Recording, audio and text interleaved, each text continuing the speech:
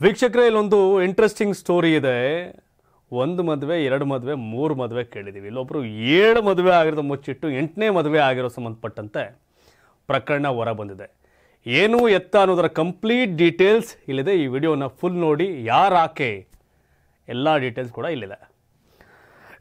7 ಮದುವೆಯಾಗಿದ್ದ ವಿಚಾರ ಮುಚ್ಚಿಟ್ಟು ಬಳಿಕ 8ನೇ ಮದುವೆಯಾಗಿ ಪತಿಯ ಮನೆಯಲ್ಲಿದ್ದ ಚಿನ್ನಾಭರಣ ನಗದು ದೋಚಿ ಸುಳ್ಳು ಪ್ರಕರಣ ದಾಖಲಿಸಿ ಕಿರುಕುಳ ನೀಡುತ್ತಿರುವ ಆರೋಪದಡಿ ಮಹಿಳೆ ಸೇರಿ 4 ವಿರುದ್ಧ ಬಸವೇಶ್ವರ ನಗರ ಪೊಲೀಸ್ ಠಾಣೆಯಲ್ಲಿ ಪ್ರಕರಣ ದಾಖಲು ಮಾಡಲಾಗಿದೆ.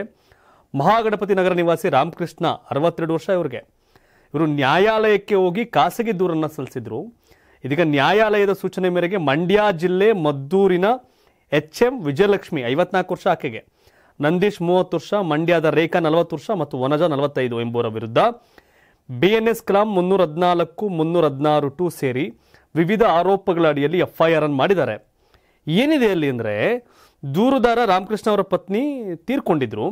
ರಾಮಕೃಷ್ಣಗೆ 2020 ನವೆಂಬರ್ನಲ್ಲಿ ಮ್ಯಾಟ್ರಿಮೋನಿ ವೆಬ್ಸೈಟ್ನಲ್ಲಿ HM ವಿಜಯಲಕ್ಷ್ಮಿ ಅನ್ನೋರು ಪರಿಚಯ ಆಗ್ತಾರೆ. ಬಳಿಕ ರಾಮನಗರದ ತಿಪ್ಪೇಗೌಡನ ದೊಡ್ಡಿಯ ರಾಮದೇವರ ಬೆಟ್ಟದಲ್ಲಿ ವಿಜಯಲಕ್ಷ್ಮಿ ಅವ್ರನ್ನ ರಾಮಕೃಷ್ಣ 2ನೇ ಮದುವೆ ಆಗ್ತಾರೆ. ಈ ಮದುವೆಗೂ ಮುನ್ನ ವಿಜಯಲಕ್ಷ್ಮಿ ಹಿಂದೆ ನನಗೆ ಮದುವೆ ಆಗಿದ್ದು ಪತ್ನಿ ಅನಾರೋಗ್ಯದಿಂದ ಸಾವನ್ನಪ್ಪಿದ್ದಾರೆ ಅಂತ ಹೇಳಿರ್ತಾರೆ. ಬಳಿಕ ರಾಮಕೃಷ್ಣ ಅವರನ್ನ ಮದುವೆ ಆದ ಕೆಲ ದಿನಗಳ ಬಳಿಕ ರಾಮಕೃಷ್ಣ ಅವರ PF ಹಣ ಕಬಳಿಸುವ ಉದ್ದೇಶದಿಂದ ವಿನಾಕಾರಣ ಮನೆಯಲ್ಲಿ ಜಗಳ ಮಾಡ್ತಾರಂತೆ ವಿಜಯಲಕ್ಷ್ಮಿ. PF ಹಣ ಕೊಡುವಂತೆ ಮಾನಸಿಕ ಮತ್ತು ದೈಹಿಕ ಹಿಂಸೆಯನ್ನು ಕೂಡ ಕೊಡ್ತಾರಂತೆ. PF ಹಣ ಕೊಟ್ಟಿಲ್ಲ ಅಂದರೆ ನೇಣು ಹಾಕೊಂಡು ಸಾಯ್ತೀನಿ ಅನ್ನೋ ಬೆದರಿಕೆಯನ್ನು ಕೂಡ ಹಾಕ್ತಾರಂತೆ ರಾಮಕೃಷ್ಣ ಅವ್ರಿಗೆ ಅವತ್ತು.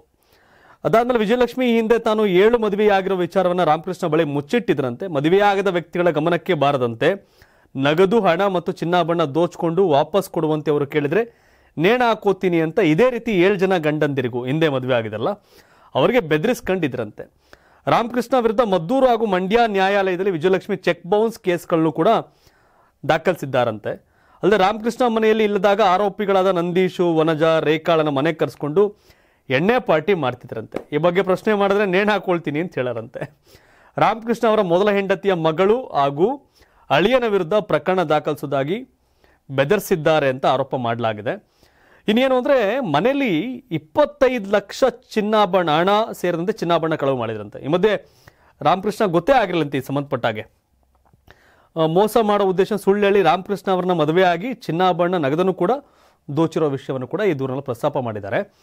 ಸಂಬಂಧಿಕರ ಬಳಿ ಇದೆಲ್ಲ ಆದಮೇಲೆ ರಾಮಕೃಷ್ಣಗೆ ರಿಯಲೈಸ್ ಆಗಿದೆ, ಏನು ಗುರು ಎಲ್ಲೋ ಹೋಗಿ EM ಕಟ್ಕೊಂಡಲ್ಲ, ಹಿಂಗಾಯ್ತಲ್ಲ ಅಂತ ಆ ವಿಜಯಲಕ್ಷ್ಮಿ ಅವ್ರ ಫ್ಯಾಮಿಲಿ ಅವ್ರನ್ನ ವಿಚಾರಿಸಿದಾಗ, ಇಲ್ಲ ಈಗಾಗಲೇ 7 ಮದುವೆ ಮಾಡ್ಕೊಬಿಟ್ಟವ್ರು ಕಣಪ್ಪ, ಮಂಡ್ಯ ಮದ್ದೂರು ಬೇರೆ ಬೇರೆ ಕಡೆ ಹಿಂಗೆಲ್ಲ ಮದುವೆ ಆಗಿದ್ದಾರೆ ಅಂತ ರಾಮಕೃಷ್ಣ ಅವ್ರಿಗೆ ಹೇಳಿದ್ರಂತೆ. ರಾಮಕೃಷ್ಣ ಅವರು ಈ ವಿಷಯವನ್ನು ಸೇರಿಸಿ ದೂರನ್ನು ಕೊಟ್ಟಿದ್ದಾರೆ, ಖಾಸಗಿ ದೂರನ್ನ. ನೋಡಿದ್ರಲ್ಲ, ಅವ್ರ ಮದುವೆ ಆಗಿರೋದು 2020 ಅಂದರೆ ಈಗ 62 ವರ್ಷ, 57-58 ವರ್ಷ ಆ ಟೈಮಲ್ಲಿ ಇವ್ರು ಮದುವೆ ಆಗಿದ್ದಾರೆ. 2020 ಕೋವಿಡ್ ಶುರುವಾಯ್ತು. ಹಂಗೆ ಮ್ಯಾಟ್ರಿಮೋನಿ ಸವಾಸಲ್ಲಿ ಹೋಗಿ ಮದುವೆ ಆಗಿ ಯಾಮಾರಿರುವಂಥ ರಾಮಕೃಷ್ಣ ಅವರು ಈಗ ಕೋರ್ಟ್ ಮೆಟ್ಟಿಲೇರಿದ್ದಾರೆ.